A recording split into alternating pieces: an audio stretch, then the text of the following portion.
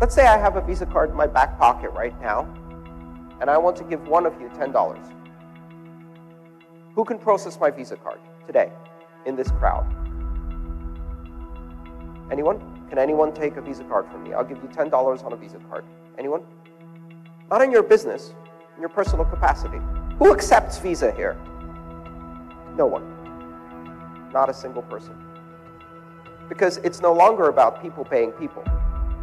It's about people paying companies to pay companies to maybe pay people. Our traditional financial systems have now become peer to corporation to corporation to corporation to peer. Everybody takes a little cut.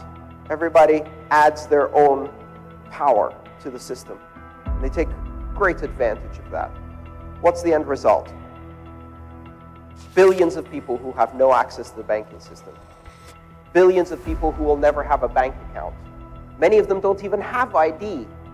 Many of them, even if they did have ID, lack the necessary level of education and literacy and numeracy to walk into a bank. Or they look wrong. Or they're from the wrong race or caste or religion. They're untouchables. They can't walk into a bank. They'll get kicked out by the security before they get to the teller. This happens all across the world. And it is a direct result of the fact that we've centralized our money under these providers. President Barack Obama said something amazing. He said, it would be as if everybody has a Swiss bank account in their pocket. If, in fact, you can't crack that at all, government can't get in, then everybody's walking around with a Swiss bank account in their pocket. Like, imagine if everybody could have a Swiss bank account in their pocket. Not just my friends, not just all of the other people in Congress, not just all of our lobbyists, all of the executives who pay for our campaigns, all of our weapons manufacturers, CEOs, all of the people I ever talk to, but everyone. Of course, Barack Obama was wrong. Because crypto is not like having a Swiss bank account in your pocket. Crypto is like having a Swiss bank in your pocket, and you are the CEO. Because on your wallet, you can create 1 million addresses and accounts on your little phone. And you can institute international wire transfers. And you can KYC yourself. Like, know your customer. Pretty handsome guy. I see him every morning. I know him. Who is he sending to? My best friend. Know him too. KYC done. What Barack Obama was saying was the politics of fear. And of course, he's not the only one, right? Every single politician is singing the same tune.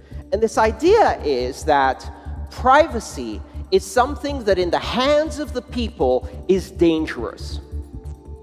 Of course. Because privacy has become a commodified right, which means that some people can afford it, but for others, the price of privacy has risen outside of their affordability. Everybody that our politicians know has privacy. Look at what happens when someone blows the whistle or tells their secrets and how they react. Look at what's happening to Julian Assange right now. Look at what happened to Chelsea Manning. Look at what happened to Thomas Drake. Look at what happened to John Kiriakou. And if you don't know who those names are, look them up. When there's a scandal in the government, the person most likely to go to jail is the person who publishes it. But they're not a journalist, they say. They're not a journalist. Well, guess what? Journalism isn't something you are licensed for. It's not something you have a permit for. It's not a job description.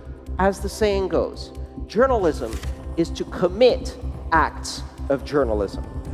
That's who a journalist is. Julian Assange is a journalist who is being persecuted for breaking the privacy of very powerful people. Now, the founder of WikiLeaks, Julian Assange, has been sentenced to 50 weeks in jail for breaching a court order.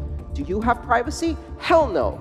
We are being constantly pushed by the politics of fear to fear privacy, to fear what happens when we democratize privacy. And that's what we're talking about here. The democratization of finance is about democratization of privacy, financial privacy. Because financial privacy underpins all of our other human rights. It underpins our ability to have freedom of expression. It underpins our ability to have freedom of assembly, freedom of association, freedom of political participation, freedom of travel, freedom from torture, freedom for due process. Right?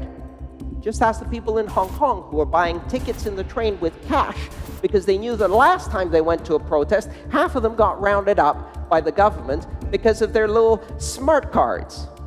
Not so smart anymore, right? Give me good old paper and cash. So the question is, why do you need crypto? This is a question that comes up a lot. In Venezuela, in Argentina, in North Korea, in half of sub-Saharan Africa, in all of South America, in most of Southeast Asia, and certainly in China, people need crypto. It is a matter of life and death. It's a matter of freedom of slavery. It's a matter of a future for their children or nothing. They need crypto. You don't. So why would you use it? Well, let me tell you why. Because every time you use crypto, you are exercising power. You are exercising sovereign power, and that sovereign power is diverting money from a corrupt and broken system of central banks and investment banks and corrupt governments, not yours, all of them, into a system that is giving people hope. Because every time you use crypto, you're helping to fund the projects that are making wallets better, decentralized exchanges better, that are funding new innovation, research. Every time you use crypto, you're exercising power. And the greatest lie that this generation has believed is the idea that we don't have power, that our power is meaningless, that these enormous problems that exist in the world cannot be solved because we're too small. We have too limited power. The biggest joke is that we've all been persuaded that we can only exercise power once every 4 years, maybe every 2 years if you're in Switzerland. We have to go vote, right? So we all do the little dance of citizenry, like go to the polls, which in the US is not on a holiday, because who wants people to vote? This is a democracy, people. And we cast our ballot for one of the two possible candidates, you know, blue Goldman Sachs or red Goldman Sachs. And then we get a little sticker that said, I voted. And we go home and we know none of it made any difference. Because on every important issue of the day, all of the political parties have very comfortably made sure that no one is going to challenge the status quo. So none of it matters. So you can sit back and say, I have no power. You can try to exercise power once every 2 years, once every 4 years.